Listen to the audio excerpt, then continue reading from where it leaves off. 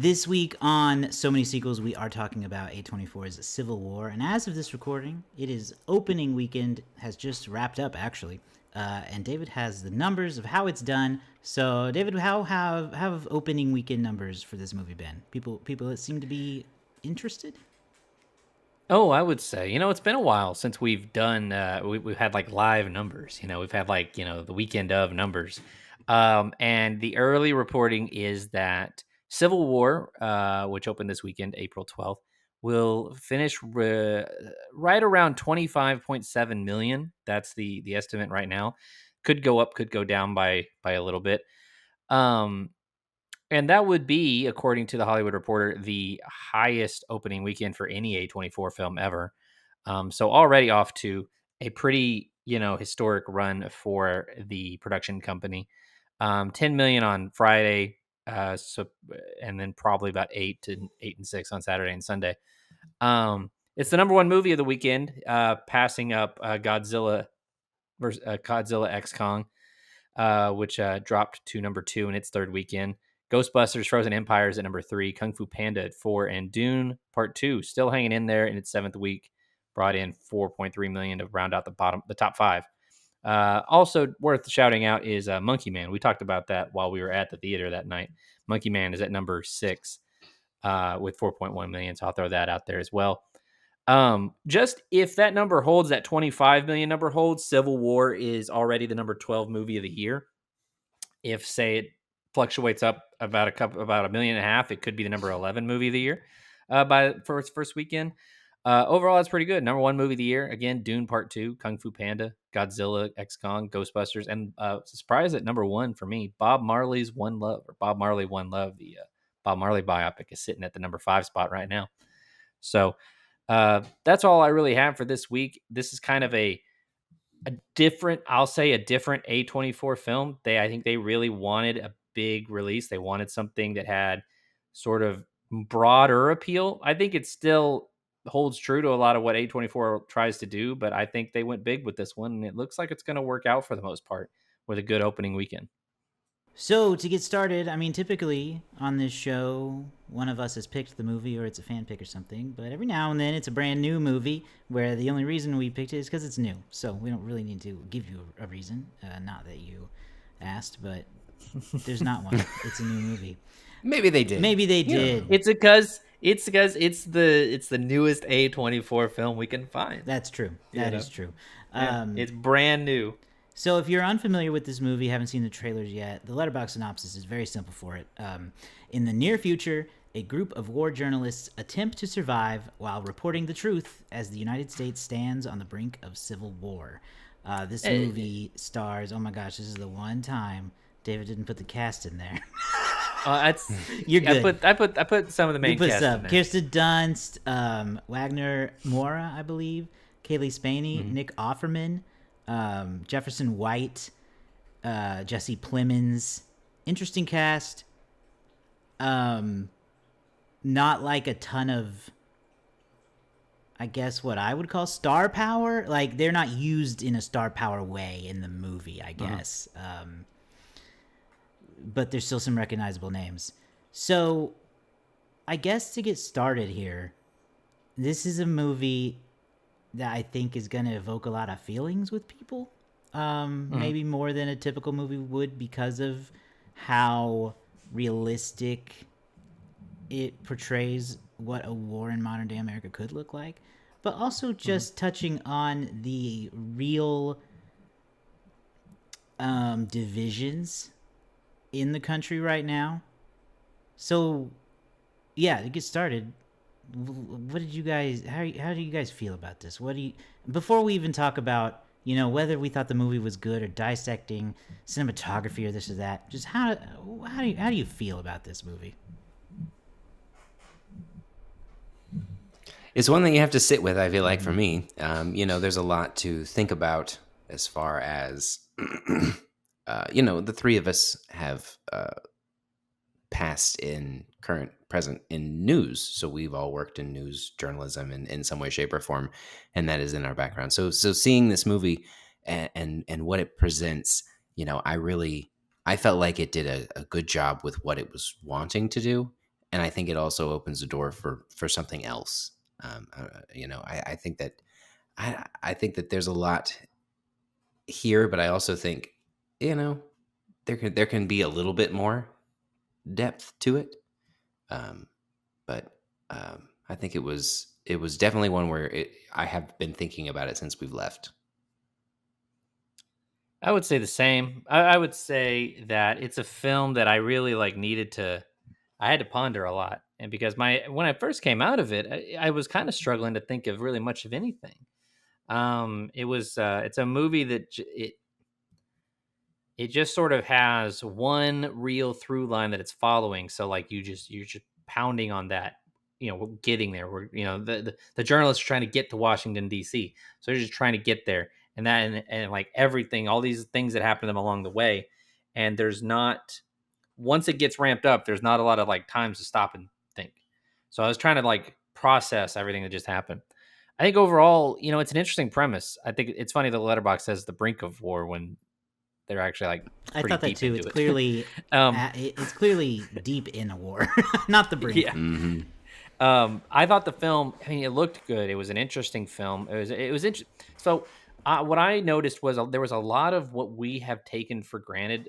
I think as dystopian imagery, cars burnt out on the highway, abandoned cities and things like that. People looting, random militias popping up, things that we see in like zombie movies, things we see in like, you know, uh, uh, you know, post-apocalyptic kind of movies. But to see those same things sort of brought into a realistic world, like these things, like this is a world where this stuff has just happened. It's fresh. Like this is a fresh apocalypse. Not really apocalypse, but you get what I'm saying. It's a fresh world-changing event, and these things are now have a different context in this movie. Um, so I thought that was really interesting. Um, and we can get more into sort of like how well it utilized, I think, its goal, which is to be I think pretty blatantly it's an anti-war film, but we can get into the pros and cons, assess the the wins and losses in terms of executing that in a minute. But Josh, what were your first thoughts? I was really taken by this movie pretty quickly because of how it was told. I found it pretty visceral, intense, and uniquely told.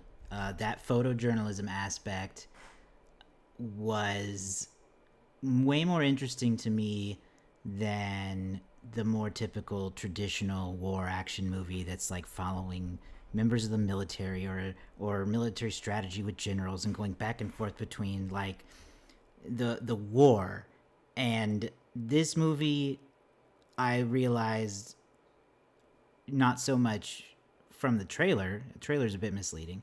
But after the movie, I was like, this movie's not about the war. This movie's about these journalists. And we do find out about a lot about them and kind of how they view the world. And that's what really kind of took me, because like you also said, Garrett, we all three of us have experience in news in some way, shape, or form. And so we've kind of been around, not obviously not a civil war or we've not been around any war, but we've been exposed to this kind of photography and this kind of work. And there's a way that this film is shot sometimes where we see still images, and I thought every single one of them. No, I knew like every single one of them really just like sent a chill down my spine because they felt incredibly real. So my first thoughts were, I am really uncomfortable with the reality of this movie and kind of feel that people still might not take it seriously. Those are my first thoughts. Mm-hmm, mm-hmm. Well, that's Go ahead, David. good, huh? No, I was I to was say going to that say go ahead. that's good. Do you want to try? Let's. Do you guys want to dive down now into sort of like what you thought of, like, what did you think of the story? Yeah, I'll continue there because it kind of echoes what I already said a little bit. I think people will want this to be a story about the war because that is a bit what I again feel the trailers were kind of offering was more of a war story, um, that you might actually get to find out why there's a civil war and all that. And like we didn't give a spoiler warning, but spoiler alert, you're not gonna get like a defining moment that created this civil war. You're gonna hear some context in the background that you can piece together, but you're not gonna get like solid answers of the Battle of Charlottesville is where this all started. Um, so what you do get though, like I said, are these journalists, and we get to see a different type of journalist in each one. Kirsten Dunst plays Lee Miller, kind of the central character here, and she is. I took her as a extremely talented photojournalist, probably in her prime of her career. And she's a war photographer. That's her job. She's been overseas and done all this, and now she's having to do it in her home country in the United States. And she's taking this from the perspective of, she mentions when I would file these photos, every time I sent them home, I considered them a warning to not let this happen here. And here we are. So you see her doing that. Then you have Jesse, who is this brand new, very young, budding journalist, um, who is also kind of thrust into a war in her home country. It's like not that she's uh, trying to dive into it as much as it's here, and so she's gonna do it. So she becomes like a mentee to Lee. So you see her perspective, and then you got Jefferson White's character, the old man who is like, then their words, they're like, "You're too old, you can't do this." You get to see him try to go through it. So there's just so much people and character work that I focused on way more than like who started the war and is it Democrat or Republican or all that crap that I fear some people may say. That's my spiel. I'll move. No, I I'll pass the mic now. no, I agree with you. I think audiences, and I include myself in this, I think we're conditioned to think, oh, I need to pick a side. Like there's going to be a clear Yeah, right and a clear wrong, and I need to pick a side. And you even kind of see that with stuff like Dune, where people are like, no, I think that, what's his name, Atreus? I don't know the kid's name. I think the main character is the right. Like I think people are gonna like expect that to be something that's put upon them, and that's not what the movie is. It's not, and I really do think that it was interesting. Even though the first day I saw the trailer, I saw people whining and complaining that journalists were the heroes, and I was like, heroes? That's being generous already. But like, we're seeing it from their perspective, and that's an interesting perspective to put it in. Um, I think that depicting a film where you have a civil war at American soil is such a it's kind of funny that we haven't seen more of it really, because like it's such a untapped, I think, uh what if you know America's been through a civil war before, but like it was so long ago now for us that like it's a completely new world. you know like what would it be like? And so in terms of like the realistic politics of it, like you said, Josh, they keep it vague. Like there's they no, I do mean, keep it vague. Yeah, you get some ideas that the president overstepped his authority, but like how did he, how are all and what how exactly how and did he do why? that? Right. Why did he do that? The movie's not concerned. Like as far as the movie's concerned, who cares why? Because at the end of the day, this movie isn't about who's right and who's wrong.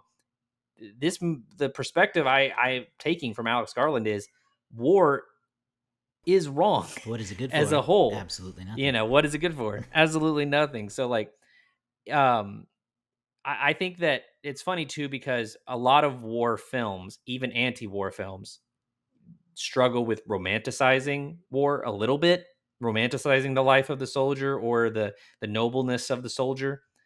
And so like here we don't really get that. The soldiers are part of the machine of getting this done.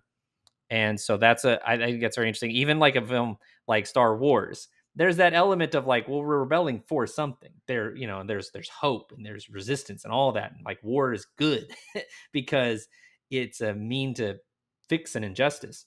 But a movie like this is like, no, at the end of the day, like nobody's better off tomorrow. Nobody is like, this war isn't going to solve problems the way that people will kind of want it to, I think.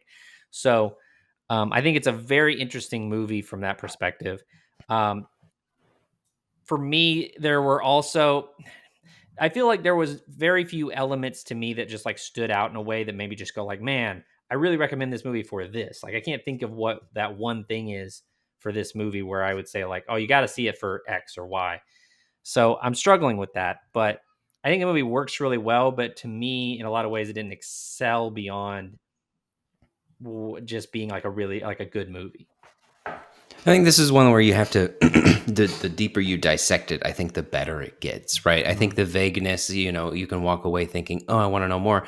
But then, David, you talking about romanticizing war, you're right. Usually in most war movies, you're rooting for somebody. Mm-hmm. Whereas, again, if we're putting a civil war in here and the divisiveness of the country that we have now, you're you're basically just playing at everybody's anger already. Mm-hmm. Like you're starting in a negative zone. And this one, those little subtle hints that they give you, one of them is that the president was in his third term, which is unconstitutional. And you can see that that has stemmed from something, right? Mm-hmm. At this point in time, it is a fact that it is unconstitutional for a president to do a third term, right? Mm-hmm. We have one president who did that, and then they were like, hey, let's not do that again. Right. And then they We did changed it that to where for a you can, reason. right? So the fact is, the president has, in fact, breached the Constitution. He has done something wrong. These are just the facts of the movie, and it does look at it from a very factual standpoint, and it relies on the audience a little bit to accept that in this movie because you are seeing it from a journalist perspective, and it helps you keep that neutrality. It keeps that vagueness okay. But again, you have to really get down into dissecting that movie because for me, when I see this movie, my first thought is, I do want more.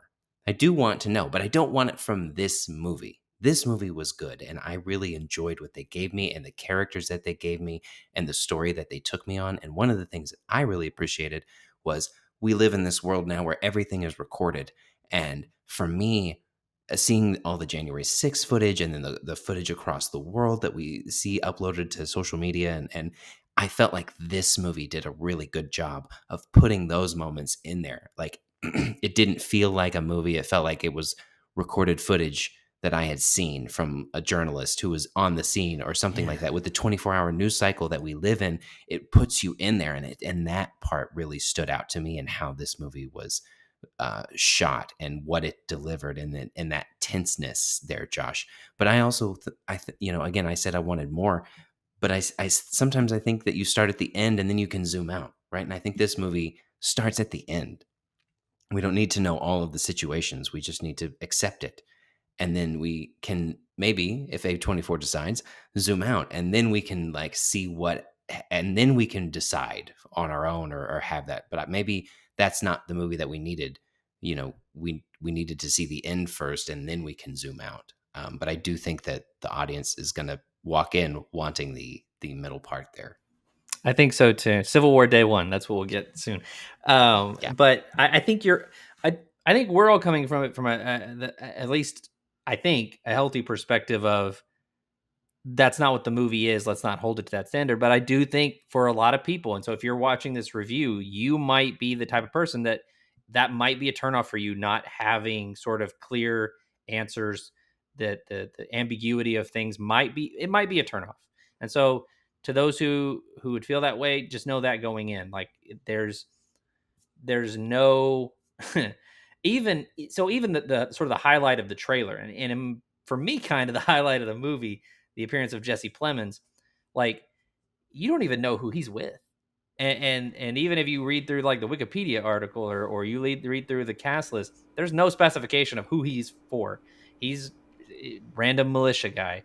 And to me, that's honestly so reflective of what if me envisioning a civil war in America, it would be chaos because yeah, you could have like the Western forces or the New People's Army or whatever, but just knowing the world, the United States we live in, there'd be a militia in every county.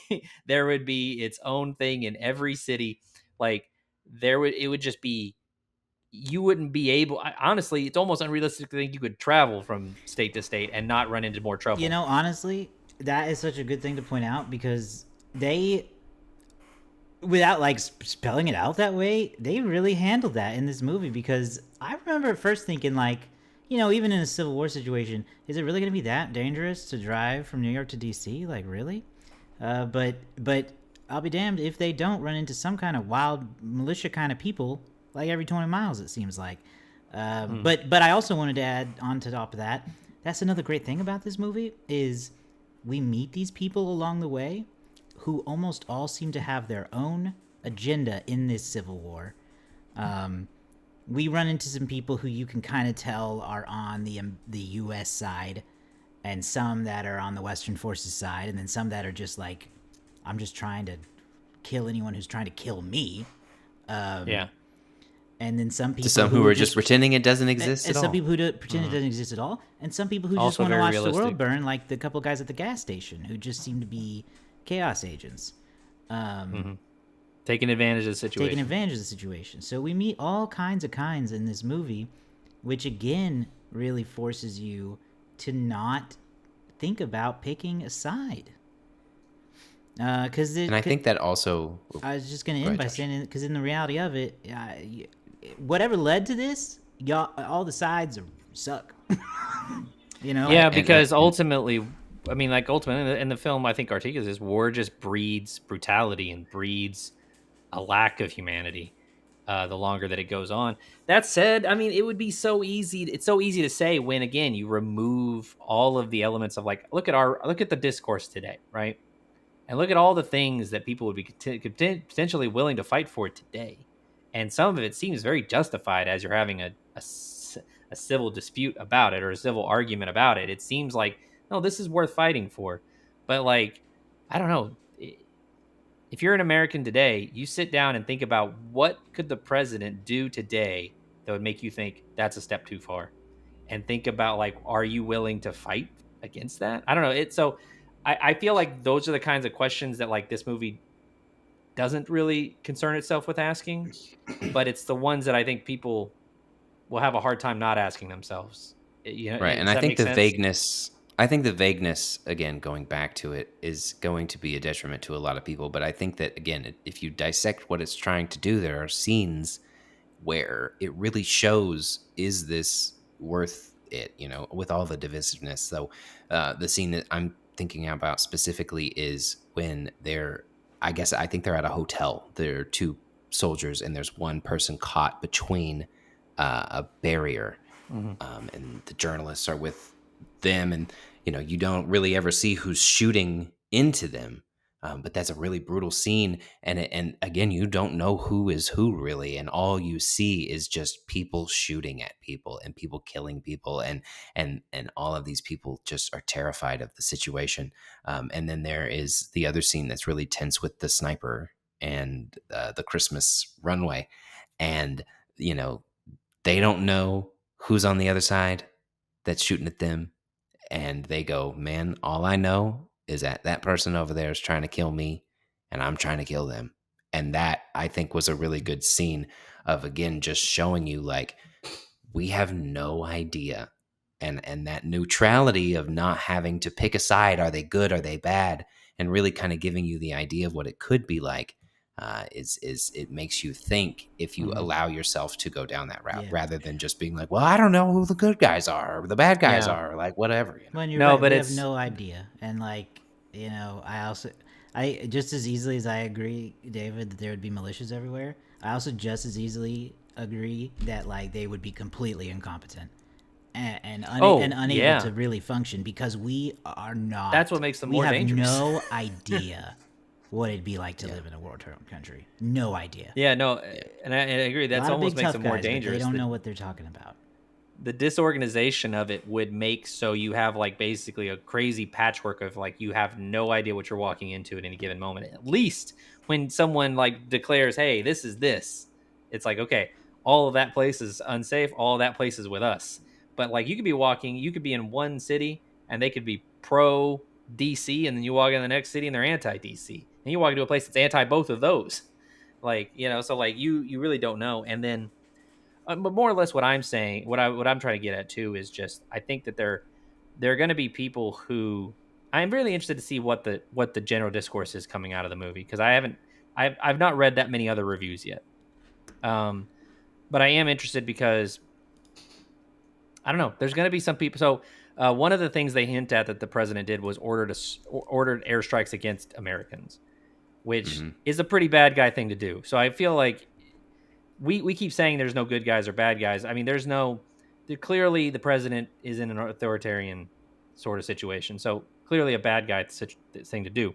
But I think that for some people, there's going to be people saying, like, if the president does airstrikes on American citizens, like, yeah, we should try to take him down. Like, I think that's just going to be a lot of people's opinion. And so, like,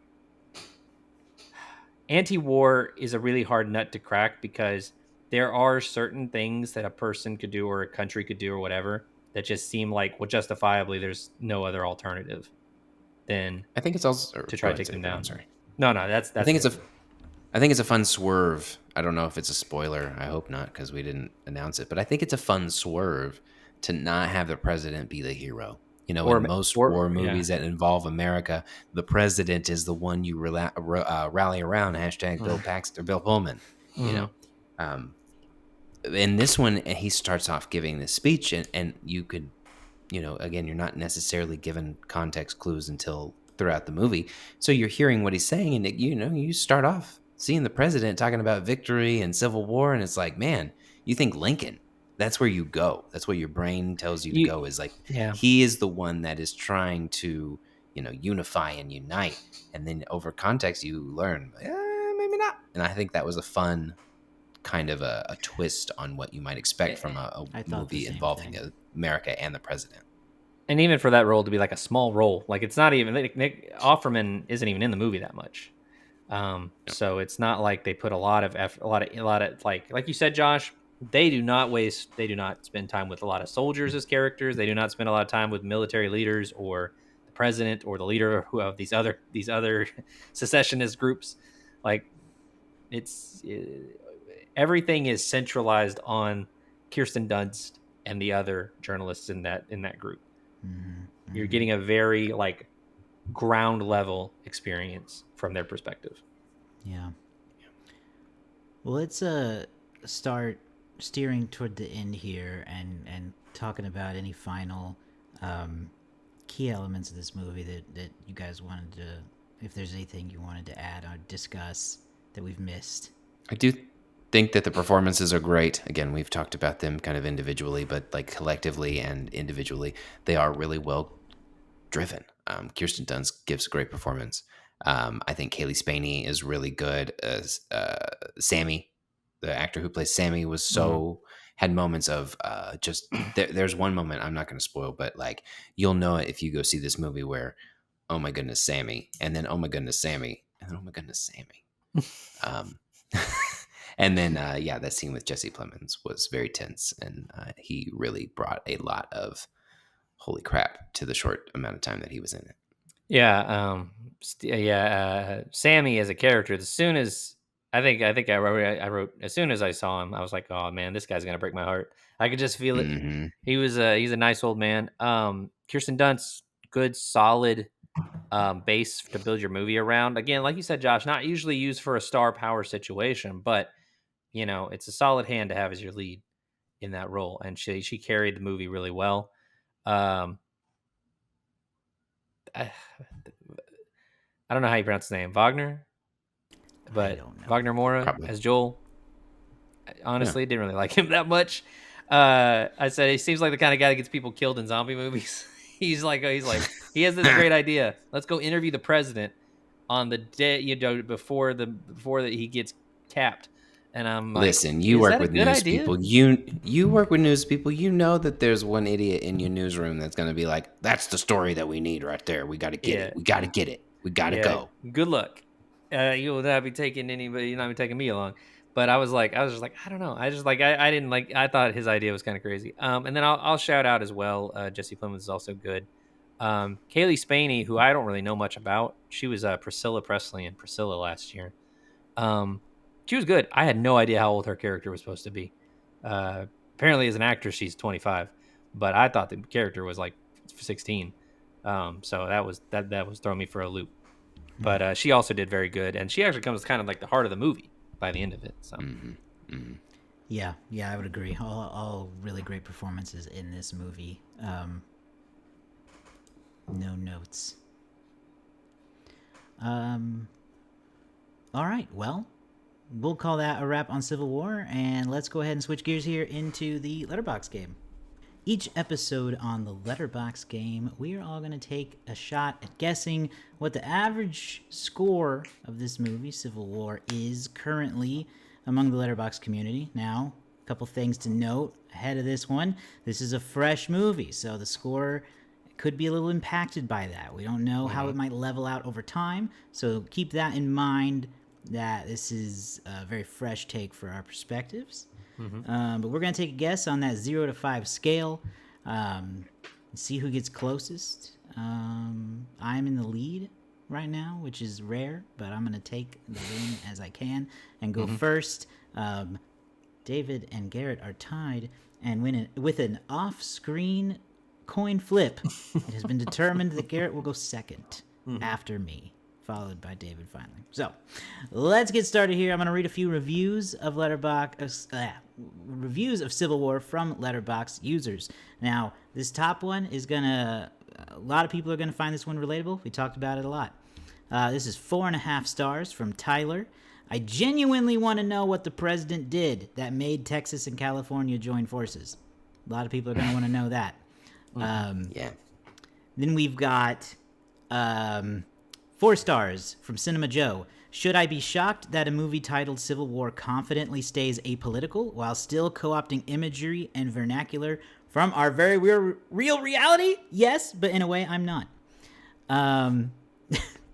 4 stars. Real hero was Kaylee Spanny for managing to do all of that in skinny jeans. And then finally, 4 stars. A 2-hour anxiety-inducing trip. Interesting. We talked about it. I didn't have as much anxiety as I thought I was going to have. Yeah, I had more, but that's... There's very, very tense moments. Very, very tense moments. Yeah. So... Josh, you being first, get to go last. It's just been so long since you've been in the lead that you forgot. I think you said that you went first. I'm not... You're in the lead, which means you go last. Oh, you're right. I forgot. Yeah, the advantage I goes know, to the losers. It's been a while. So, Not bad. I got all tongue-tied. Yeah. I reversed... we Uno handicap reversed you. Yes, because they are tied. An off-screen coin flip determined Garrett would go first. Yeah. Not second after me. Josh is used to going go first, is the thing. Last. I'm used to going first because I usually suck. That's what I meant. We're back on track. We wouldn't say that. No. But the record would. Well, Garrett, what do you think? I don't know. I feel like this one, I mean, it is new, and that always like errs on the higher side. But I think it's going to be so like weirdly controversial. I'm going to go with a 3.9. Ooh, that's a good guess. I don't know what it's got on Rotten Tomatoes so far, but I saw it got a B- cinema score.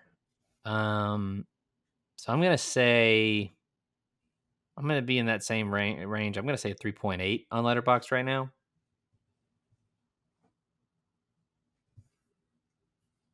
I think we're dangerously close to making the same guesses last week on the show.